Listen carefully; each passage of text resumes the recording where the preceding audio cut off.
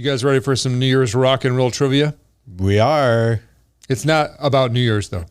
No, that's good. Yeah, yeah. Well, I'll open up the possible. I spent the last 3 hours studying New Year's trivia, and now you're saying we're not even having it. Man. I'm so sorry. I am so sorry. But not really.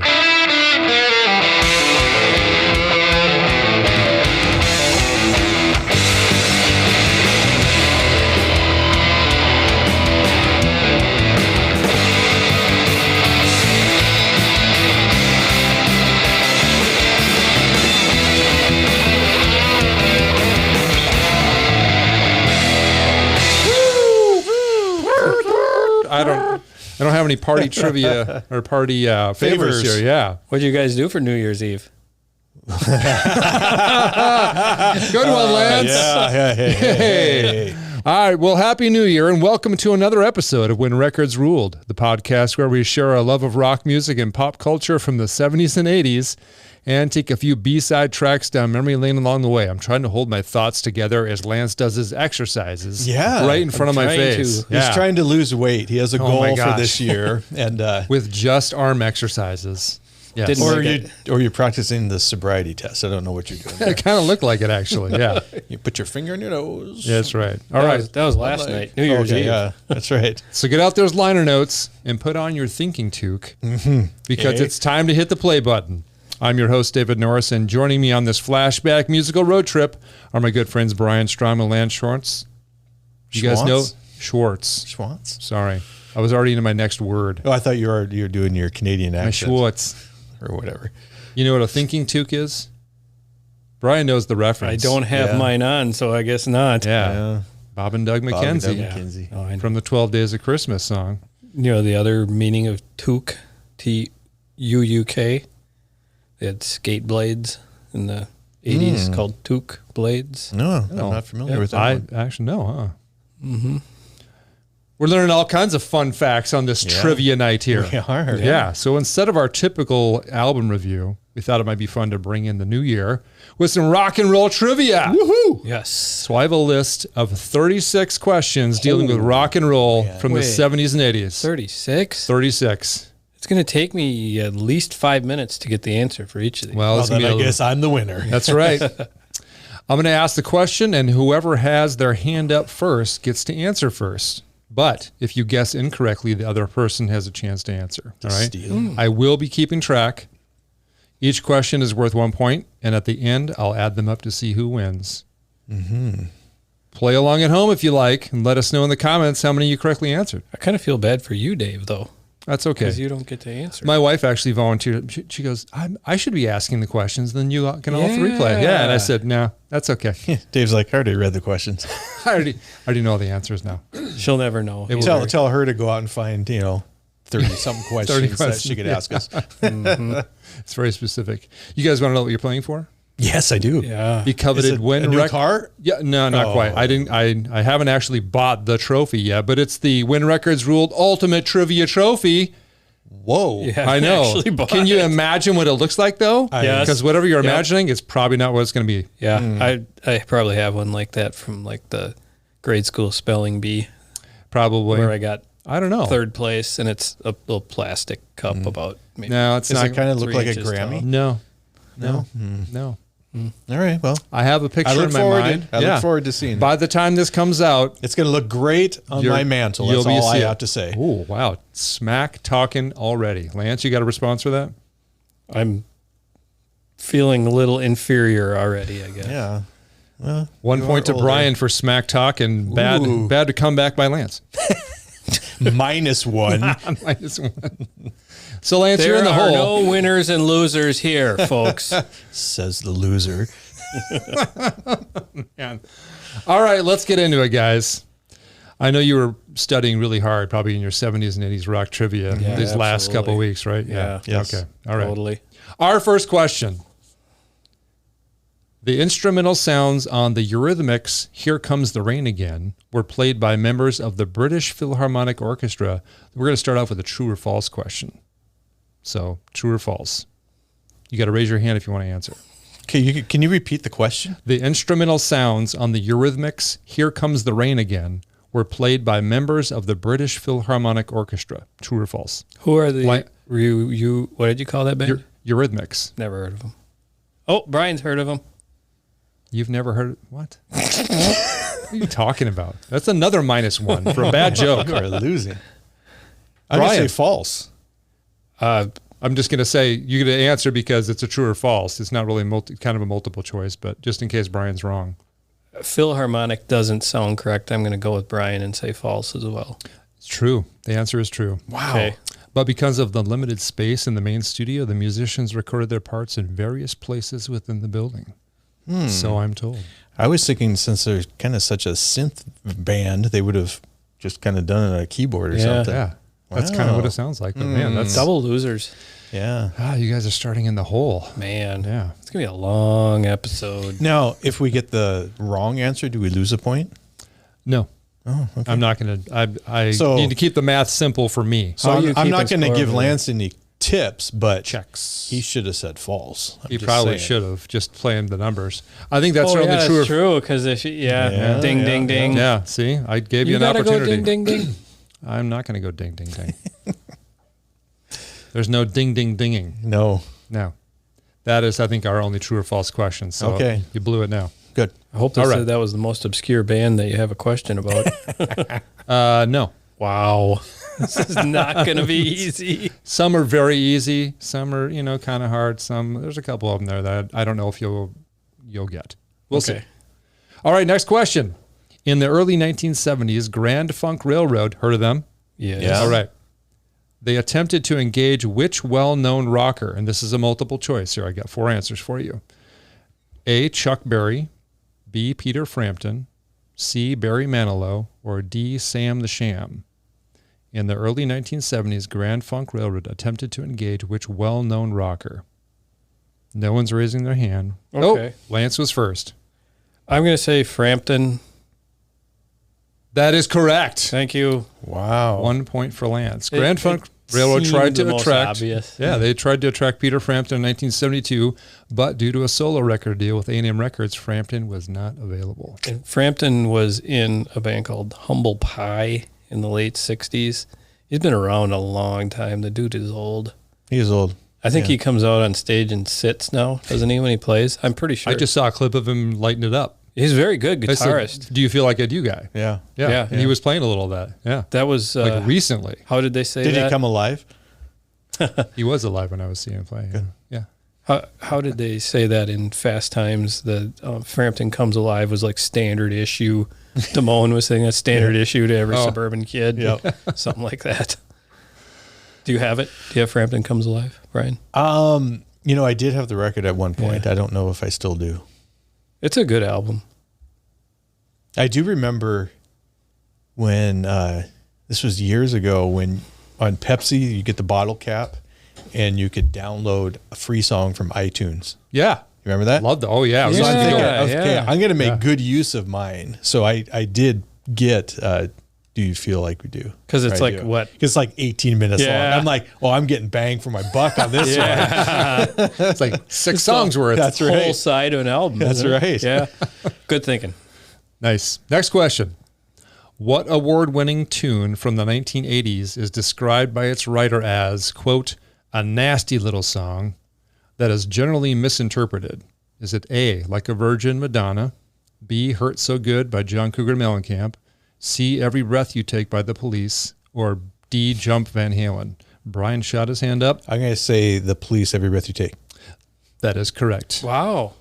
We discovered that not Yeah, too long come on, ago. Lance. Yeah. Did we talk about the nasty little song? No, I don't No, think he has a Yeah, quote we in here. did. That it's a creepy song about Yeah. a stalker and all that. And There's a people quote, think though. people are using it in weddings. And Yeah. Come on, Lance. I was thinking Were you you were on gonna- that episode? Maybe you were off that week. Yeah, it probably was. Put his stunt double in. This is my clone. Yeah. Oh, well. So in 1983, in a 1983 interview, he is quoted as saying, I think it's a nasty little song, really rather evil. It's about jealousy and surveillance and ownership. Oh, yeah. Did Yeah. you even get to that part? No. I think Brian raised his hand before you said jealousy, surveillance, and ownership. I would have got it then. Oh, I'm saying No, this is part this of is the description of it. This is a description of the answer. This was not going to Yeah. be part of the question. No, that's not part What of the was question. the question then? Never mind. Hey, welcome to another episode of When Records Rule. Rewind it. We're gonna. You guys, this This is gonna get a little tense here, I think. Well, okay. And that was a Brian point. Yeah. Make sure I mark that down. Oh, yeah. Okay. Otherwise, I'm going to add up incorrectly. Okay. All right. We're moving on. Next question. And you can shoot your hand up before I even give you the answers, too, if you're that confident in your answer. Lance has the answer. Yes. I beat you. Which noteworthy new waiver covered and released in 1968 song by Tommy James and the Shandells in 1981 and 1987? Lance has his hand up. Billy Idol. What was the song? Money, money. Money, money. Yes. 1 point, another point for Lance. We're tied.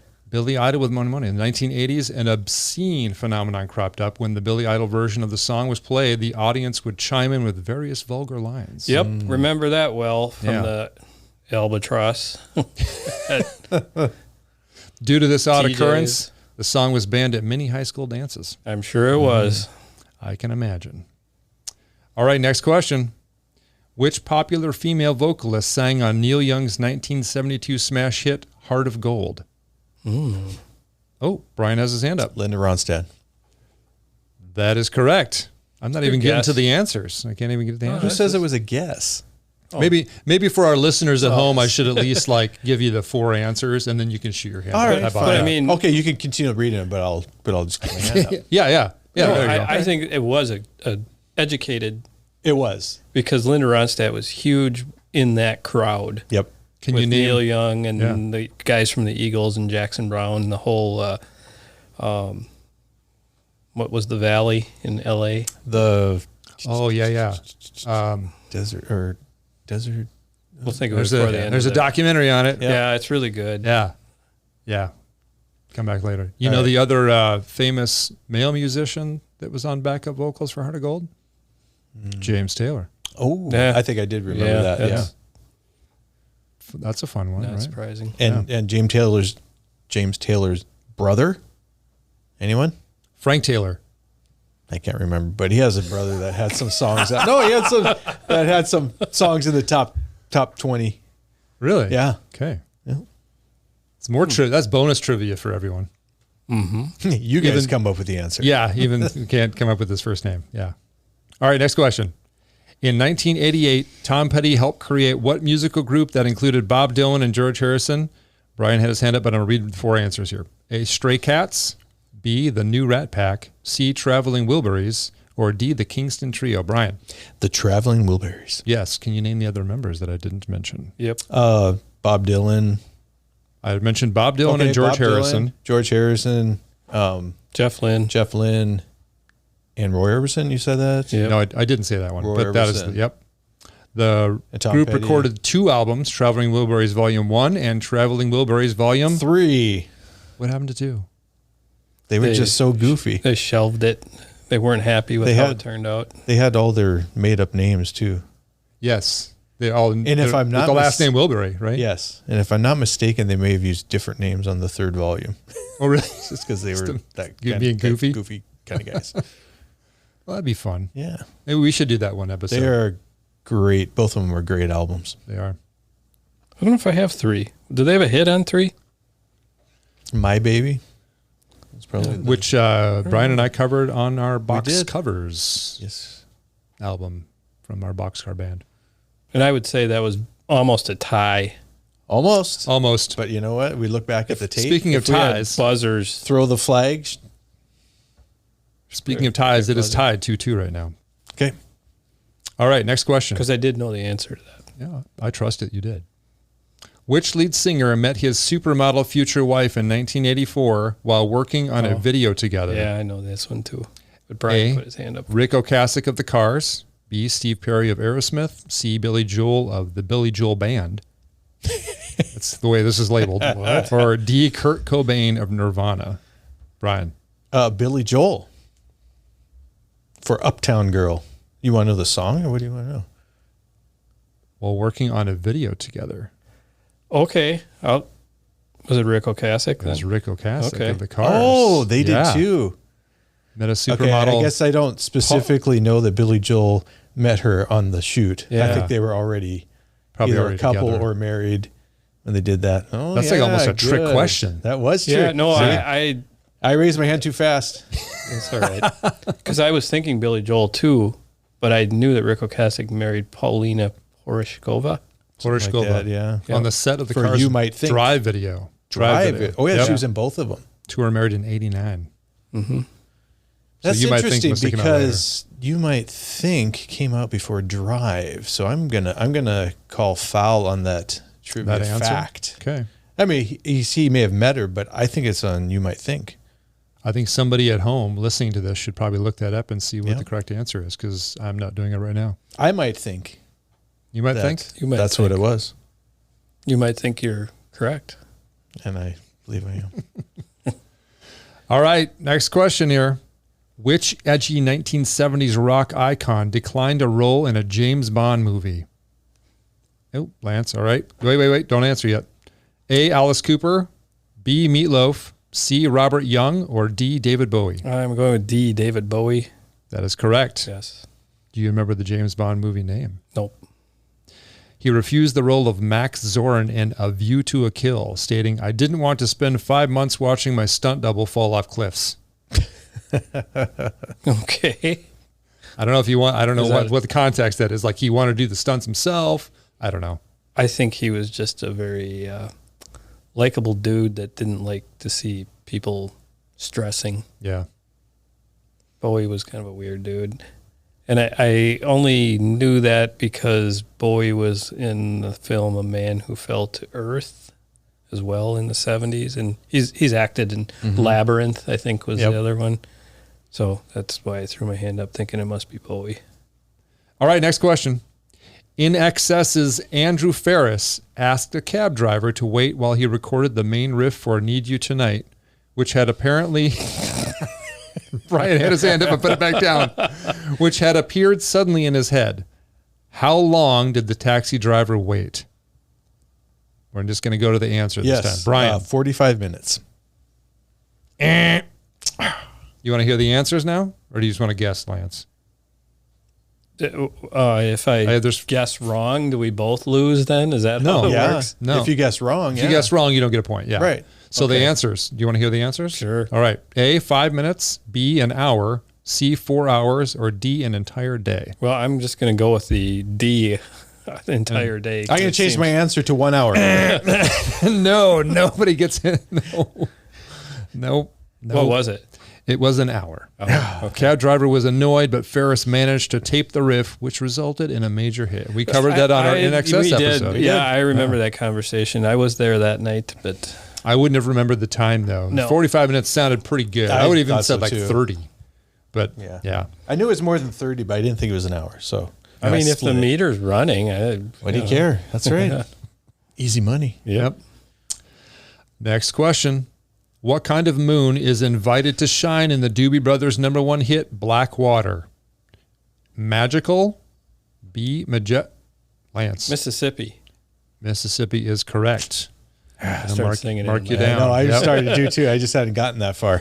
As in Mississippi moon, won't you keep on shining on me? Keep on shining your light.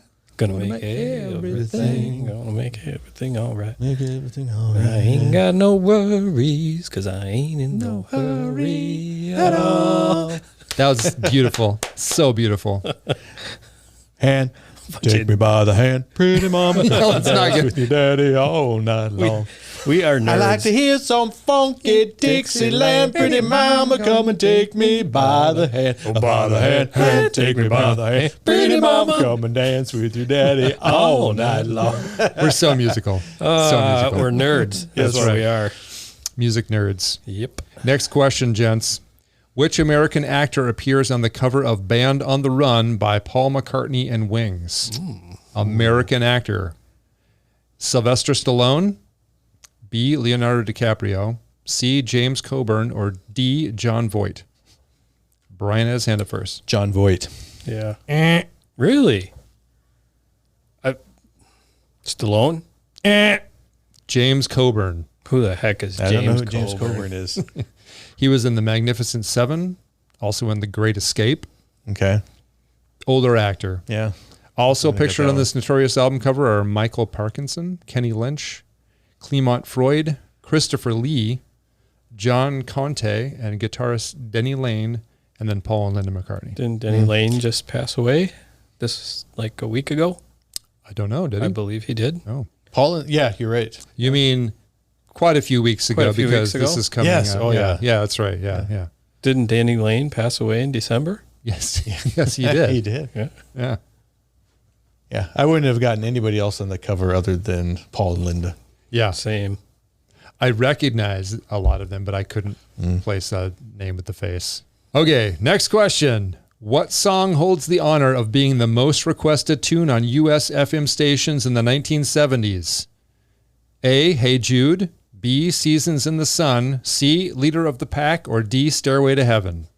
Lance. Gonna go Stairway. That is correct, sir.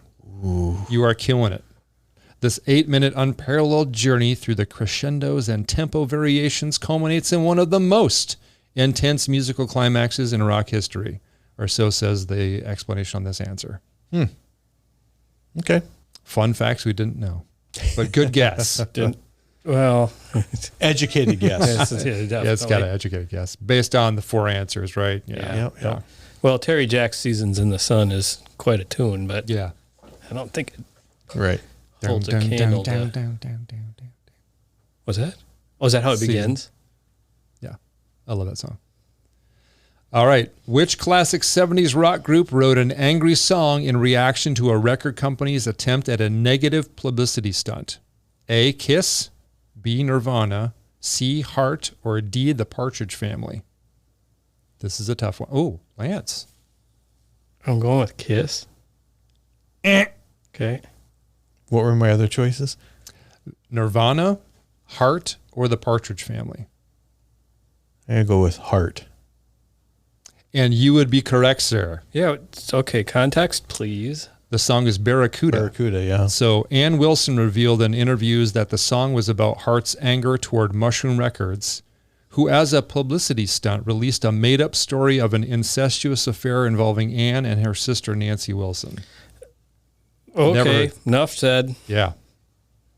I only guessed Kiss because it sounds like something Kiss would do is sue or get mad at their record label. Or That's right. All right, next question. We're almost halfway there. Okay. Not even quite, actually. We have a few more questions before halfway. Journey's song, Lights, mentions the city by the bay, San Francisco. Yes, they do. You thought that was going to be the question. yeah, I did too. What city was this song written about originally? What? Was it New York, New York? Erie, Pennsylvania?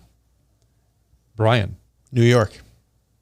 The rest of the answers? Might as well, because... C, Los Angeles, California, or D, Tampa Bay, Florida? I have no idea. I have thought that it was about San Francisco for my entire life.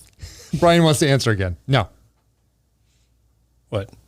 You want me to guess? Yeah. Tampa Bay. No, Los Angeles. No, Los Angeles is the answer. I should have waited for the whole Singer thing. Steve Perry wrote the majority of the song while he was living in L.A. before joining Journey. But I am 100% sure that I have heard Steve Perry and others in the band say, this is a song about our hometown, San Francisco. It is. That's what it ended up being.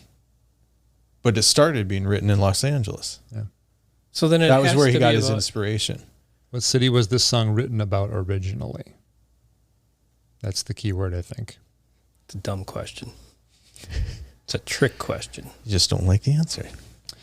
Well, there's no bay in Los Angeles. Yeah, there is. It's by the bay in San Francisco. Yeah. I don't know. On the bay.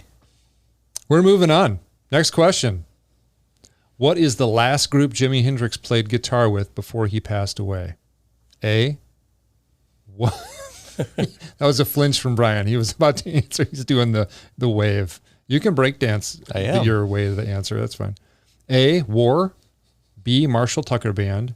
C. Pink Floyd. Or D. The Jimi Hendrix Experience. Brian. War. War is correct. That is bizarre. Hendrix set in on Actually, not really. Tobacco Road and Mother Earth, those two songs, with Yeah. War the evening of September 16th, 1970, marking the final public appearance or performance of this legendary guitar hero. He died 2 days later on September 18th. Yeah. So 2 days before he died, he played with War. But I thought he played before he played. Read me the question again, sir. What is the last group Jimi Hendrix played guitar with before he passed away? Oh, before he passed away. Yeah. Huh. Oh, Do you- so it was like a charity sort of show or something, or who knows? Who knows? Who knows? He was definitely not a member of War. No, he wasn't a member, but Yeah. he was He that just- wasn't the question. Yeah. I hope they did Lowrider. Can you imagine Jimmy That Hendrix would have been doing cool. Oh, Lowrider? man, that would have been cool. Oh, man. Video or it didn't happen. Yeah. 10-minute guitar solo in War. Yeah. All right. Next question here. What is the reason that Roger Daltrey stutters on the F's in the phrase "fade away" in the Who classic "My Generation"? Yeah, Brian's going to be careful with this. All right. A, he thought it would pack a rhythmic punch. B, he was on the verge of laughter. C, he wanted people to think he was about to swear. Or D, he was having difficulty reading Pete Townshend's lyrics. Lance. He was having difficulty reading Pete Townshend's lyrics. That is correct. Mark you down. The other Nice. ones just didn't really. I had to find some other stories about this because I think there's several variations on why this happens, right? So Roger Daltrey has commented that he had not rehearsed the song prior to the recording, was nervous, and he was unable to hear his own voice through the monitors. The stutter came about as he tried to fit the lyrics to music, and their producers had decided it worked well enough to keep. I've also heard stories that they were, then they heard that, and then somebody played for him the Stuttering Blues by Muddy Waters, I think, and they just felt like it fit the song, so they accentuated it and worked it in there. And it certainly makes you think that he was. What did you say? Ready to swear. Yeah.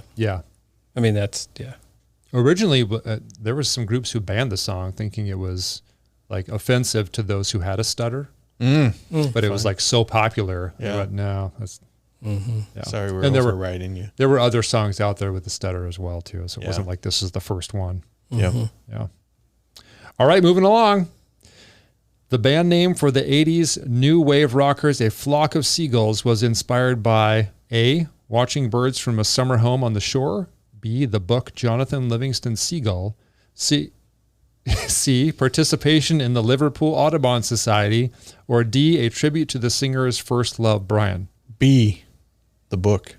The book Jonathan Livingston Seagull? Yes. That's your final answer? That's my final That is answer. correct. who was the author and musician who wrote and participated in Jonathan Livingston Seagull. There's my trivia question for you guys. That's not on my list. We're Nope. moving along. And So- I ran. I don't know. ran so far.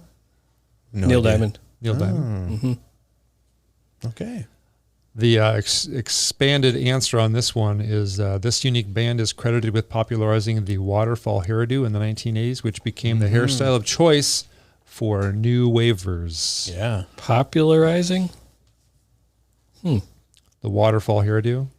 Yeah, No. I know it. Yeah. The only band that I can remember that did it was Flock of Seagulls. Well, I don't Since you think lived other in Minnesota. bands. It was probably other just people in general. The fans. The fans, yeah. Gotcha. I don't recall any other bands really doing it up like that. It's kind of their signature. So It was. why would you Yeah. copy somebody else? We are officially halfway through. All right. All right, next question. What 1983 chart topper was inspired by a sign in front of a booth that said, "Pay $1, talk to a naked girl"? Oh, Brian. She's a Beauty by the Tubes. That is correct. You are gaining ground on my man Lance here. She's a knew the Beauty answer. by the Tubes. The lyrics claim she'll give you every penny's worth, but it will cost you $1 first. $1 first. Yeah. I knew the answer to that too. Yeah. Nice. You guys are going to have a quick hand up for this one, so get ready. Which 80s icon was born Paul David Hewson? Lance. Bono. Bono is correct. Bono who? Vox. Bono.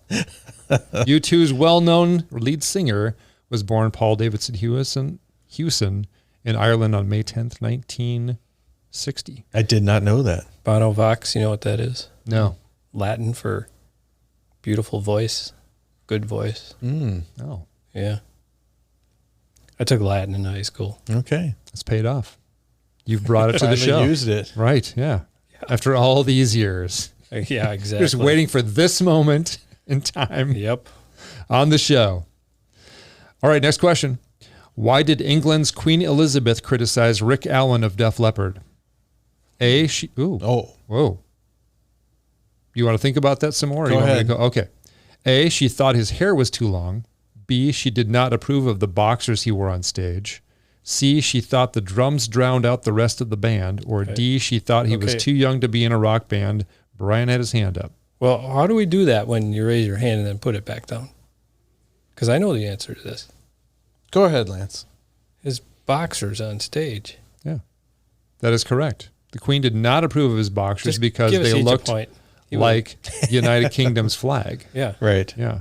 You want to just split the point? Sure. We're just making up rules. I as just we saw go. All right. a video This is gonna of be the weird. Queen meeting Jeff Beck, Brian May, Jimi Hendrix, like going down the line, shaking hands with That's them. awesome. It was crazy. I mean, and they're like, she's like shaking their hands, and they're like talking and explaining, I play guitar, blah blah blah. That's awesome. It's so funny. I mean, and they're just standing in the line. All three of these like great guitarists. Yeah. She's probably had never heard a lick. Yeah, probably not. Does it remind you of Forrest Gump when Forrest meets was it JFK? JFK. Yeah. Yeah. Yep. Yeah. Yep. I got to pay. Yeah. I believe he said he had to pee. Or was it Lyndon Johnson? It's Johnson. It is I Johnson. think it is Yes. Johnson. Wow. Because it was Vietnam. Yeah. True. And Kennedy was Yeah. They span a that couple time. presidents in that movie. Yeah. yeah. Yeah. All right, moving along. Moving along. Which four-time Grammy winner recorded and released a cover version of the Beatles' infamous Helter Skelter? Brian. I think Brian got it. Yeah. Pat Benatar. Correct. Yeah. Good job. She released Helter Skelter as the last track on Precious Time in 1981. It's a really interesting track for her to do. Yeah. I was thinking that was right around the U2 version, but U2's was a few years later. And she also did the John Cougar song. Hurt So I Good. Need Yes. a Lover. Yeah. I Is Need that a on the Lover. same album, by the I way? Need a Lover. I don't know if it's on the same. I think it was on her first album. Okay. Because I looked back, when I saw Yeah. that question, I was like, Yeah. I wonder what else she's done. Yep. John Cougar doesn't really even do that song anymore. John Cougar's tired though. John Mellencamp, He is. cranky old man. He really is. Yep. Very not happy. Speaking of not happy, we're moving on to the next song. Madness. Madness. Yes. Dung, dung, dung, dung, dung, dung. Correct answer. I'm marking you down. All right. Which band of rockers created a hit song that expresses regret at not listening to a mother's advice? A, Rolling Stones. B, The Police. C, Three Dog Night. Or D, Nirvana. This is a thinker. Which band of rockers created a hit song that expresses regret at not listening to a mother's advice? Brian shot it up. I'm gonna go with the Rolling Stones. Yeah, that was my guess too. Well, pick another one. And then if you don't get it, then we're down to 2, and it's my turn. Yeah. Oh, that's how we're rolling now? Yeah. I don't even remember Just the make other it up. three. Give me the other three. The Police, Three Dog Night, or Nirvana? The Police. Ooh. I'm gonna say Three Dog Night. Hey. Mama told me not to come. Yes. There That's was a party going on. Yes. What's all That this? ain't no I way knew to it have wasn't fun. Nirvana, because Nirvana would have been a 90s That ain't band, no and we're way doing to- 70s and 80s. Yeah, That's exactly. a great song, and I should have. It's about a party where some very freaky stuff was going on, mind-altering stuff. I was thinking Rolling Stones because I was thinking Mother's Little Helper. Yeah. That's the only. Yeah, That's a great guess, that's actually. why I was. Yeah. Yep, exactly. Keep running for the shelter of Mother's Little Helper. Those early Stone songs are really good, weren't they? Paint It Black. Catchy little ditties. Yes. Paint It Black's one of my favorite. Yeah. I do Of like all that time. song. Yeah. In fact, I even like the YouTube version of that. Oh, yeah. It's Yeah. awesome. Yep. All right, next question here. We're on the home stretch. Which well-known rocker's real name is James Newell Osterberg? A, Paul McCartney. B, Iggy Pop. C, David Bowie. Or D, Prince? Brian. B. Iggy Pop. Iggy Pop it is. It's a good guess. Or educated Well, we knew guess. it wasn't Prince. Yeah, definitely. I knew it wasn't Paul McCartney. Yeah. He What was was the tagged. other one? He was tagged Prince, David Bowie, Iggy, Paul McCartney, Yeah. Prince. What was David David Bowie's Bowie. name? I don't know. David Bowie. Might be. I don't know. I know Iggy Pop was nicknamed Iggy in high school, though. It's a fun nickname. Yeah, right. Iggy. Yeah. Next Squiggy? question. Did you say Squiggy? Squiggy, yes. And Lenny. Hello. That was good, Dave. Yeah, thanks. I've been working on my Squiggy. It was Lenny, Squiggy, and Lenny. Yeah, Lenny and Squiggy. Yeah. They just burst It in was the doors. Lenny Yeah. and Squiggy, not Squiggy and Lenny. Yeah, that's right. Yeah, that's right. They burst into the doors like Kramer. Kind of. Yeah, kinda. Just don't even knock. All right, next question here. In which country did the band America originate? A, Canada. B, America. C, England. Or D, Thailand? Lance. America? It's too obvious. No? Brian. Canada. Wow. England. England is correct. Yes. America. For no points. They originated in London, England. They had British mothers and American military fathers. Oh, okay. Who Thus, who no am I giving a accent. point to? No accent, right? I don't think so. Don't think I so don't know. either. Who am I giving a point to on that one? You know, Split? Nobody. Nobody. Okay, we're back to nobody. You know, I knew of a radio personality. Maybe he's listening. Mankato radio personality who hated America, the band. But he'd always say, "I hate America."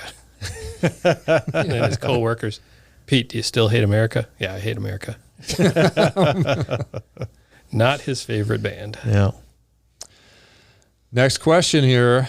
What was the first music video to air on MTV and when it was launched in 1981? Brian. The Buggles video killed the radio star. Okay, that is correct. Mm-hmm. The other choices were A Hard Day's Night by the Beatles, In the Air Tonight, Phil Collins, or Money for Nothing, Dire Straits. I think we all would have guessed that one, actually. But Yeah, I have for- 2 bonus points here. Oh, All right? Oh, okay. Bonus point for what was the date that it August 1st, 1981. Oh, okay. I got to put 2 down now for you, buddy. And then an extra bonus point for the opening statement on MTV, which opened its existence, was No idea. the first line read on MTV, basically. It was. I want to say it was something comparing the moon launch kind of a thing. No. Ladies and gentlemen, rock and roll. Oh, That's cool. I like that. well, they actually were more rock and roll then, for sure. Yeah. Yeah. We This is should true. start each show that way. Ladies and gentlemen, Rock and rock and roll.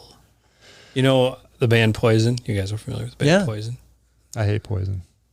You hate Poison? Oh, the band Poison. Yeah, okay. They, on their stage, I'm not sure what tour it was, but I went to see them. Warrant opened, Yeah. and they had big words on the front of stage, rock and roll. I thought, that's cool. Yeah, That's cool. really cool. They did. Who did I just see a video of Weezer covering "Talk Dirty to Me" What? Really? back in Wow. probably about 10 years ago. Didn't take off like It was a live version. It was Yeah. in a concert. Didn't take off like Africa did then, huh? No. Well, no, I mean, like I said, it was just a song they played live. But yeah, What do you think of Weezer these days? I don't. There's too much Weezer, I think. Too much Weezer? They were Is that they were such a thing? After their first Yes. 3-4 albums, they were really good, and then it just became kind of like the Weezer joke show. There's a longer conversation about 90s music I think we could have at some point in time. Yeah. Because I think Brian touched base on that when, he gave it a few years. And it's that 90, there's a lot of 90s bands who peaked. And maybe this is kind of in general too. And fads, similar sounds go on, that there's a bunch of bands that kind of glom onto that sound and then it kind of moves on. And I think Weezer was one of those.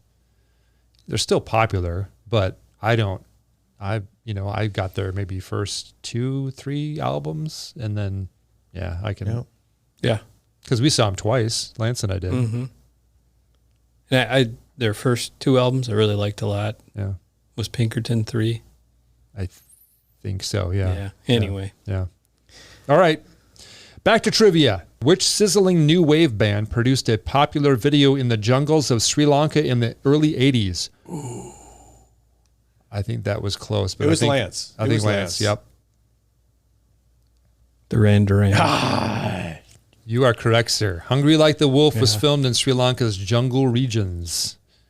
That was my dramatic pause. They did. They did 3 videos at the same time. I mean, they did that, Rio, and what would the other one have been on that album? Girls on Film? No, that was prior to it. Was it? Oh, that was their first album, wasn't it? Yeah. Anyway, they did 3 videos, and MTV is like, we're looking for some cool, more creative videos. Yeah, rather than the in-concert look. Yeah, and so that they did these 3 videos. Worked well for them. It sure did. I remember watching Hungry Like the Wolf on like Friday Night Videos, and I maybe even had a recording of it. It was a really cool video. Yeah. It was very different. It was very not, hey, rockers on a stage. Video. Yeah. And Rio was the one where they were on the yacht. Yeah. Yeah, that was cool too. Yeah. All right, next question, gents. Released in 1970, 25 or 6-4 was a huge hit. Oh, you're going to just get was a huge hit for the rock and brass ensemble Chicago. The title allegedly refers to, I believe Lance had his hand up first. The title refers to? Yes. Yeah, what does it refer to? It was some sort of drug reference. Brian. It was like the train or the metro or something, whatever you call it. Subway. The train. You're both wrong. You're both wrong. It refers to time. Robert Lamb said the song is about trying to write a song in the middle of the night. The song's title is the time at which the song was set, 25 or 26 minutes before 4 a.m. Well, that's kind of like what Brian was saying. Time. Didn't you say time? No. Oh, no, you said something about the trains. Thanks. Yeah, time and train. I heard T and Thanks one for rooting syllable. for me, though. Yeah. Basically 25 or 26 minutes to 4 o'clock, i.e. 3:34 or 3:35 a.m. So Robert Lamb wrote that one, huh? Yep. I would have thought it would have been Terry Kath. It just said I would Robert have Lamb. thought it would have been House Down. Well, it probably was an interview with Robert Lamb because Terry Kath passed away, in the late 70s. But he was the original guitarist, and I don't have a stat on who wrote the song.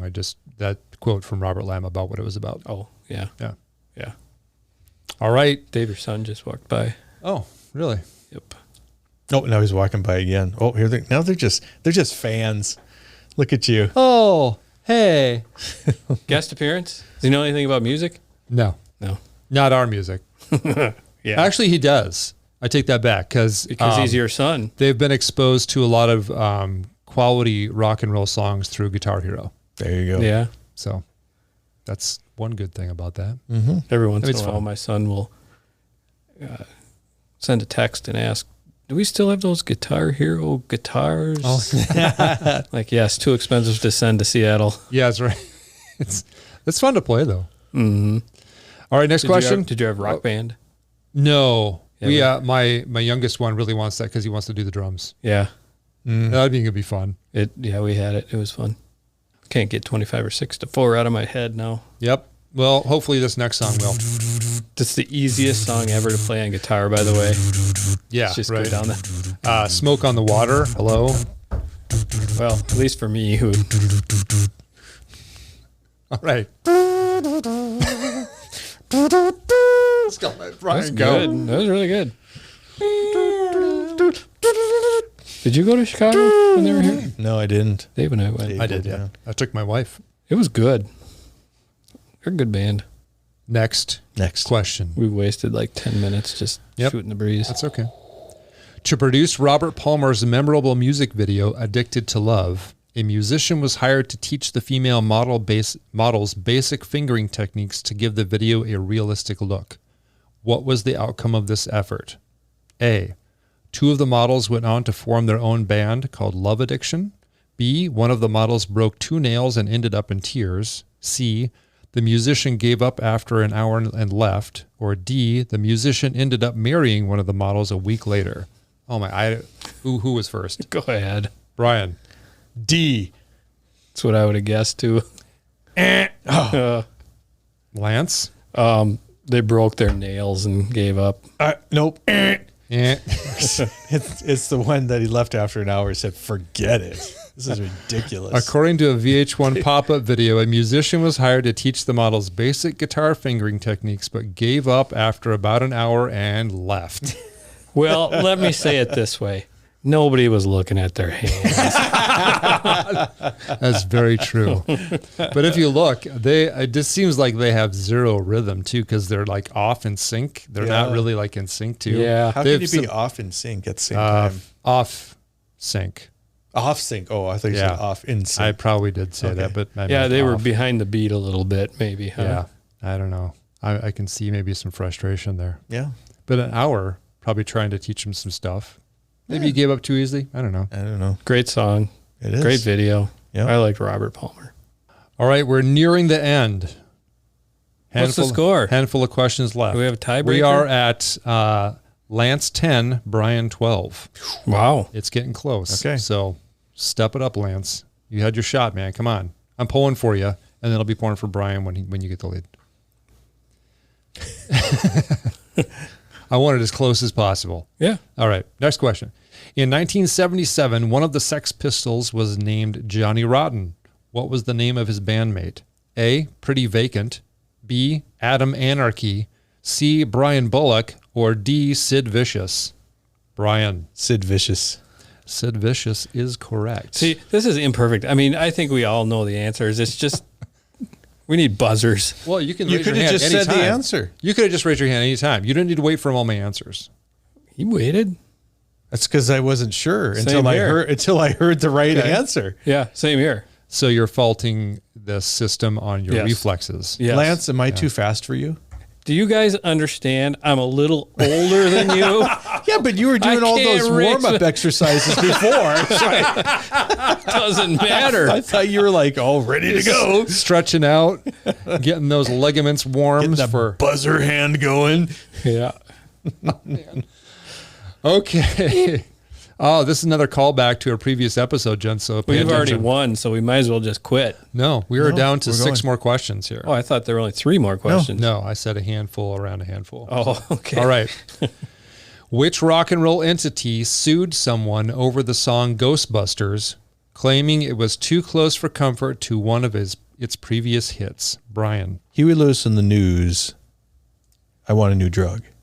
Yes, That's the song. That was the song. So Huey Lewis in the News sued Ray Parker Jr., who had been hired to develop a theme song for the movie Ghostbusters. The matter was eventually settled out of court. This was in the news just recently, wasn't it? We talked about it on our Huey Lewis episode. Yeah, that could be where I remember it from. Yeah. Yeah. That's news to a lot of people. I think it is. Yeah. Yeah, if you haven't heard our Huey Lewis in the News episode, we talk about that a little more in Schwartz. length. Yeah. Okay, next one. Which infamous hard rock band achieved success in 1974 by covering a popular dance song from the previous decade? A. Grand Funk Railroad. B. Blue Oyster Cult. C. Van Halen. Or D. Right Said Fred. This is a hard one. Can you repeat the first 2 words or the first 2 bands? Grand Funk Railroad or Blue Oyster Cult? I'm going to say Grand Funk Railroad. Correct. Do you know the song? Not a clue. You just like My process of elimination and Yep. then narrowed it down to 2 and then I guessed. The Locomotion. Oh yeah, I did know yeah, that. yeah. yeah. It reached number 6 on Billboard's Top 100 Songs in 1974. Yep. Come on, baby. You are right, Dave. Locomotion. Thank you. I am right 100% of the time on this show.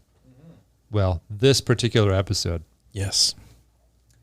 All right, moving on the home stretch here. Which musical superstar recorded a hit with riffs at the start of the song that are allegedly similar to those in 867-5309/Jenny? Is it A. Tina Turner, B, Bruce Springsteen, C, David Lee Roth, or D, Grandmaster Flash?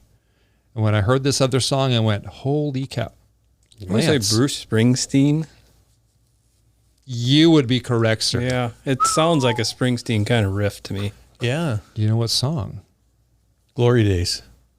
Nope. Lance is thinking. Dancing in the Dark. No. Keep going. Is it off that album? No.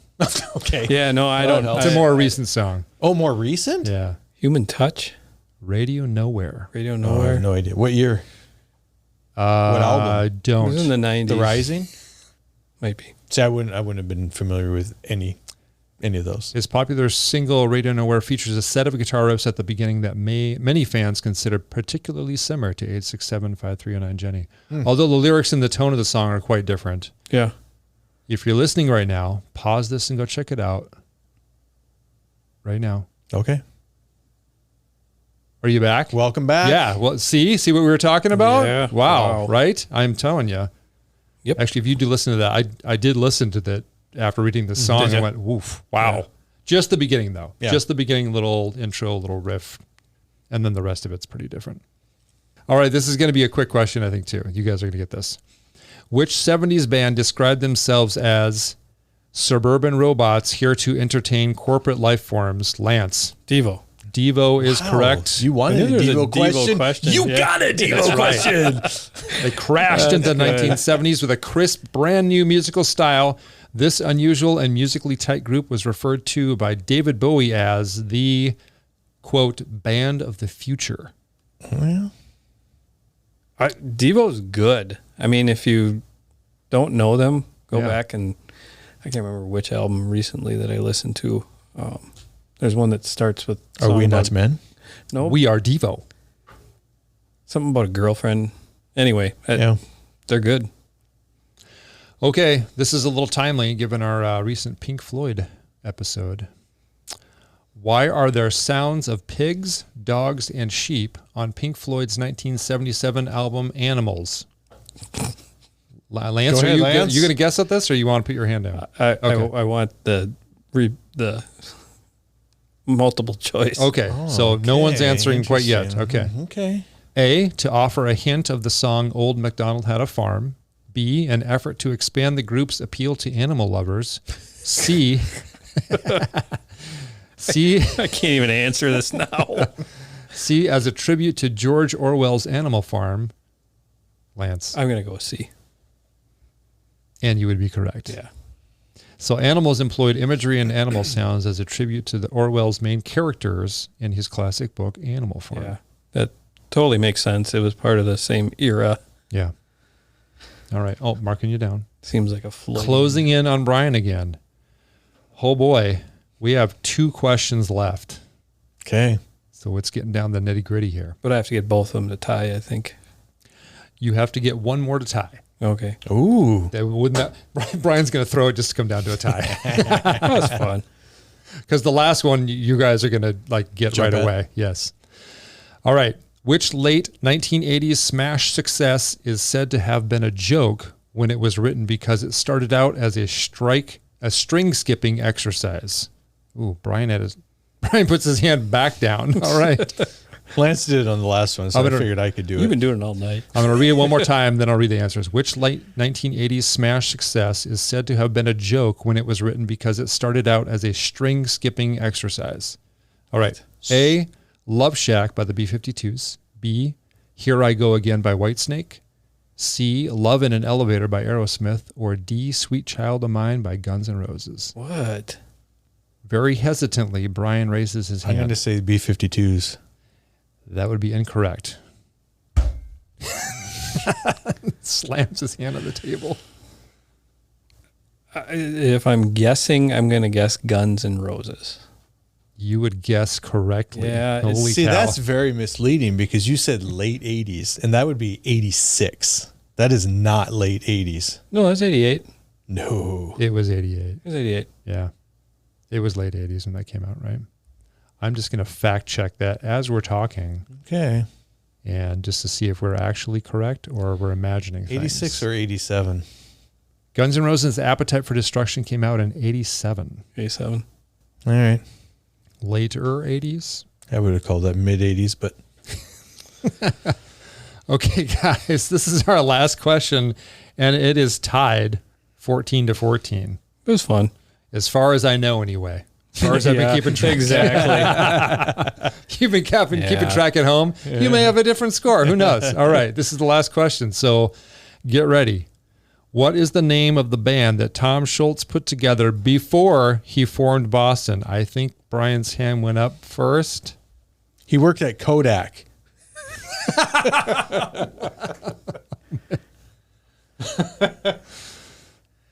don't know. Did you even hear the question? No, you said what is the name of the band that Tom Schwartz? All right, well then Lance gets a chance to answer.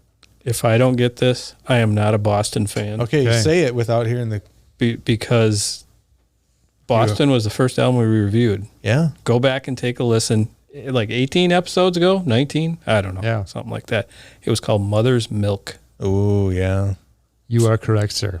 That was his 1973 musical effort preceding Boston's self-titled debut album in 1976, which still ranks as one of the best-selling debut albums of all time. Okay. Good job, Brian. Yeah. Nice job, Lance. That was fun.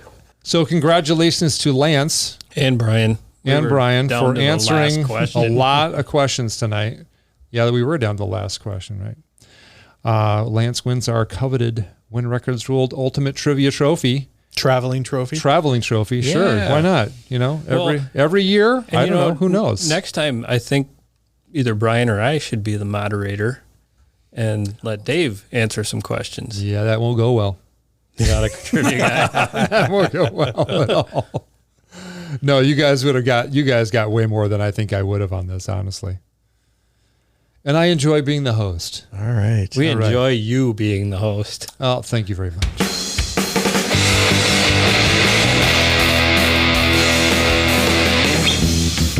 Well, guys, this was a ton of fun, but all good things must come to an end. So that will do it for today.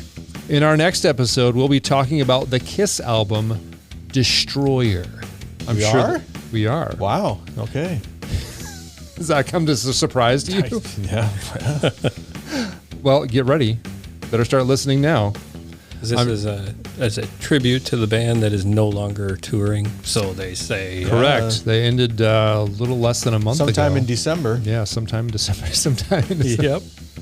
I'm sure that will make one of our super fans happy at least. Truckman Todd, I'm looking at you. Woo! Right? Shout out. That's right. If you missed our previous episode, we reviewed a behemoth of an album, Pink Floyd's The Dark Side of the Moon. Yeah. If you've already listened to it, you know we had some fun at the very end of that episode. Some goofy fun. Things went off the rails a bit. Looking at you, Lance. Yes, indeed. So if you haven't listened to it yet, what are you waiting for? Go check it out. Check it out. The lunatics are on the podcast. Gross. That's right. The what'd you say, Brian? Gross. The gross. Hey, folks, if you've enjoyed this episode or any of our episodes, would you do us a favor and continue to click share? Just share away on whatever platform you're listening to us on and send the episode link to a friend and help spread the word about WRR. Ooh. When Records Ruled. That's And what that stands for. So tough. Okay. Yeah. So tough. Let us know, too, via our social media platforms, what topic or album from the 70s or 80s you'd like to hear us talk about in a future episode. Which we did get good response from when Dave threw that out there. Yes. Some Yeah. Keep the albums suggestions or coming. Bands that they want us to check out. So Hopefully we'll cover some soon. yeah, we appreciate you reviewing the show. If you get a chance, give us a few stars. 1, 2, 3, 4, or 5. Going all the way up to 5. You can check us out on Facebook and Instagram. Check out some of the pictures on there and reviews and playlists that Dave has thrown out there on Spotify. And remember, we are not professional Music. critics. We're nor just- are we trivia buffs. Hey, you guys did okay. Yeah, okay. All You did right. all right. Brian and Dave. Middle of the road. Yeah. Brian and Lance are. Dave, nah. No. So he says. No. We're going to find out sometime, though. Yeah. Maybe. So really, we're just 3 guys who like talking music. Happy New Year, Happy everyone. New Year. We'll Happy see you New next Year. time. 2024.